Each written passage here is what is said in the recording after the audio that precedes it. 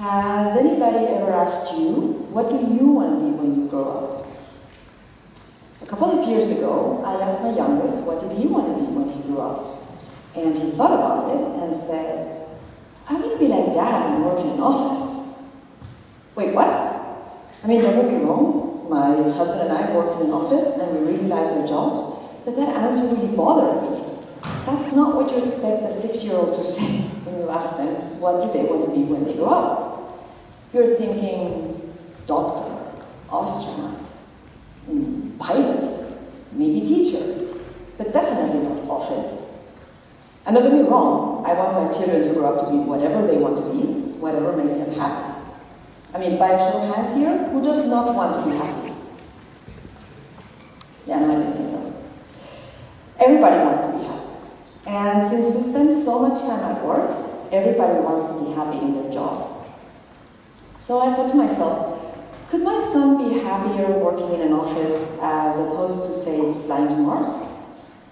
And of course, we're all different, unique even, so the definition of happiness varies wildly. And I'm talking truly happy here, right? That sustained feeling of pleasure and contentment with yourself, with your life. Not that little high you get when you receive a present, or when you're watching funny videos of puppies and kittens on the phone. It really got me thinking. I thought about my life and the people I work with, and tried to understand who is happy and who isn't, and why. In my company, I mentor colleagues, which is a rich experience in career management and leadership development and in life really. And over the years, I've mentored different types of colleagues looking for a career change, stuck in their advancements, living in a toxic environment, returning from long-term absence and struggling with the meaning of their work, and also newcomers just looking for general guidance. And what I've noticed is that everybody wants to be happy, but not everybody knows what that looks like. And that's an issue because you cannot find something if you don't know what it is that you're looking for. Now, spoiler alert, you don't actually find happiness. You create it yourself. Because guess what?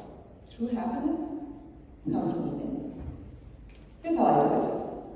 1, forget everything you've ever been told. Concentrate on being yourself. Now, as I was rehearsing this talk at home, at this point, my teenage son kind of rolled his eyes and said something like, yeah, be yourself, yada, yada, yada. And I know you've heard this before, and it is good advice.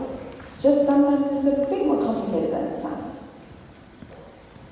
Who here has laughed at something they didn't find funny, but laughed anyway, because everybody else around them was laughing?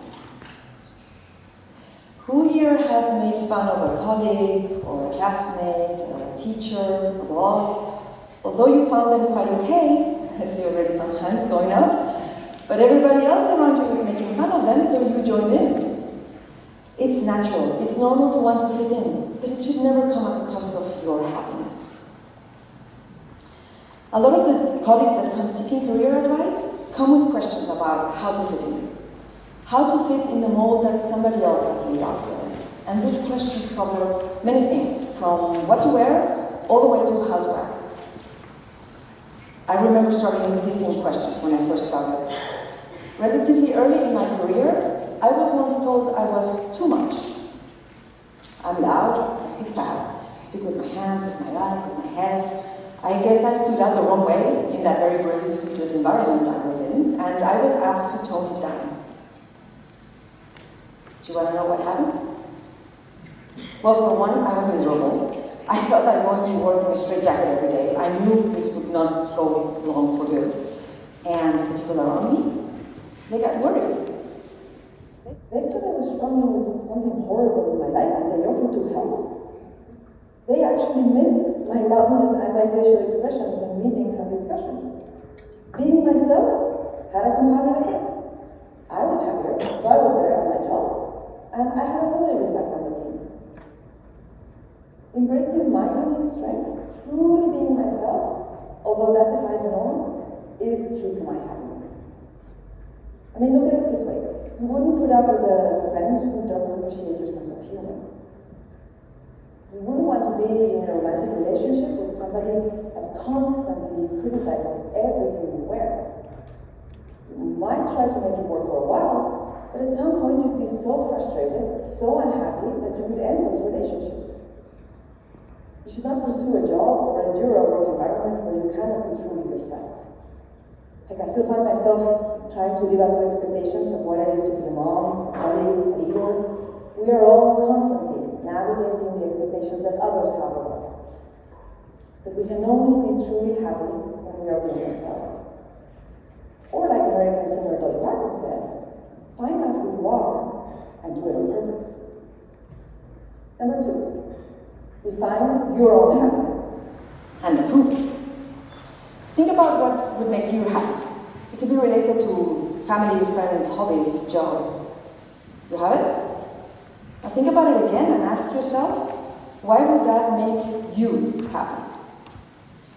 A lot of people don't have the answer to this question. I asked my son, why would you want to work in an office? And he thought about it and said, because that's what dads do. Of course, my son was way too young to define his future happiness, but I get this type of answer time and again at work. I once mentored a colleague who was struggling with his accounting. Let's call him Ted. Ted looked back at the years of experience he had accumulated, the projects he had worked on and delivered, and he was convinced he had to be promoted to team leader. Why? Because that's what he had seen others to do. That's what he thought would make him happy. And I said, okay, sure, let's imagine you get the title and the team, and then what?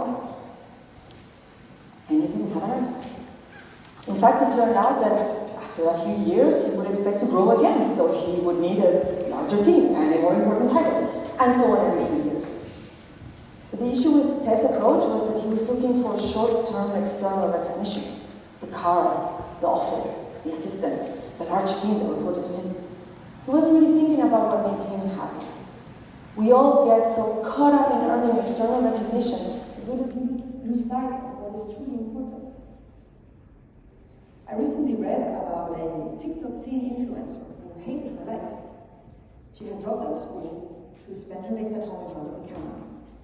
She had millions of followers and thousands of likes and engagements every day on her posts. But she was home alone and sad. Both Ted and this influencer, they were living up to somebody else's definition of happiness.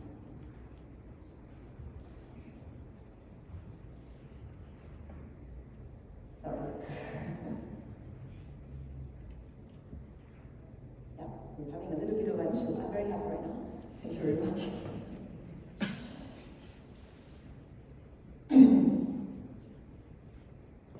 I have also let social recognition influence the way that I look at my life. When I was asked to lead the marketing and communications team, I said no. Actually, what I said was, oh no, I don't want to be the girl of marketing. Because you see, at the time, I was working in structured finance, and I was working with CFOs and lawyers and treasurers. I was dealing in millions, sometimes even billions. I was respected in the company, in the marketplace, so moving to more cost kind of felt like a step back to me. The funny thing was that at that time, I was actually struggling with my work. I liked it was challenging and intellectually fulfilling, but it left me feeling empty. It was structured, it was synthetic finance. I couldn't quite put my finger on it at the time, but I was missing the human touch. What I should have done was look at my life, my expectations, my values, and define a version of success and happiness that made sense for me and be okay with it, irrelevant of what anybody else thought. Lucky for me, I had a manager who knew me quite well and said, oh, you don't think markets is important enough? Well, then we'll make it so. And this brings me to my first strategy for creating your own happiness. Play the hand that you've been dealt. When I play cards with my kids at home, I often hear things like, oh, if I get a 5, I definitely win. And that's great, but you don't get to choose what card you're going to be dealt next. You don't control when you're going to be sick. You don't control who you're going to fall in love with. You don't control what other people think of you. But there are so many things you can actually influence and change in your life, even at work. My colleague Ted, he could have left the company in pursuit of that promotion. Instead, we worked together and looked at his day-to-day and tried to identify the tasks that made him happy, gave him energy, and which did that. And after a while he said, listen, I still want the title and the recognition, but I don't want to manage a team. This was a breakthrough. It made so much sense because Ted actually thrived in solo work. So from then on, he forgot about promotions and focused on what he could control, his work, quality of his work. And yes, soon after that, he was a sought-after expert in the company, earning him the title and the recognition that he so desired. I mentored another colleague who loved her team, loved her work. She was in a team where they would call out each other's mistakes, which is fine, but then they would put them up in a sort of wall of shame. And this really affected her. She detested this practice, so much so that by the time she came to see me, she wanted to leave the team, which would have been a pity. I challenged her and asked her or encouraged her to share her feelings with her team, which she did, and together they came up with a strategy to phase out the practice. And after a while, instead of a wall of shame, they had a wall of lessons learned. Both of my colleagues could have pursued their jobs elsewhere, but sooner or later they would have faced similar situations. Understanding what you can control and what you can't is freeing and is the gateway to happiness. When I took over the Marcoms team, which by the way is a great team, I focused on the team itself because there were many things we couldn't control. We couldn't control the budget that was allocated to us. We couldn't control the strategic whims of the CEO. We couldn't control, and still cannot control to this day, the LinkedIn algorithm, but there were many things that we could control. And so together we defined our own version of success and happiness as a team. And to be honest, we've been having a blast ever since. So there you have it, my little formula for creating your own happiness. 1, be yourself. Find out who you are. What are your core values? What moves you? Number 2, define your own version of happiness. Meeting other people's expectations does not lead to happiness. True happiness comes from within. And 3rd, understand what you can control and accept what you can't. So next time you think about that seemingly simple question, what do you want to be when you grow up, whatever your age right now, don't limit yourself to a job title or a career path. The best answer is probably, I want to be me and I want to be happy, which means you will embrace your own unique existence. You will celebrate your victories and, sure enough, face the challenges that life will throw at you. Don't be afraid to dream big. Your happiness is a powerful force that can influence your whole life. And remember, the most rewarding and successful job you can ever have is to be authentically, unapologetically, and profoundly happy. Thank you.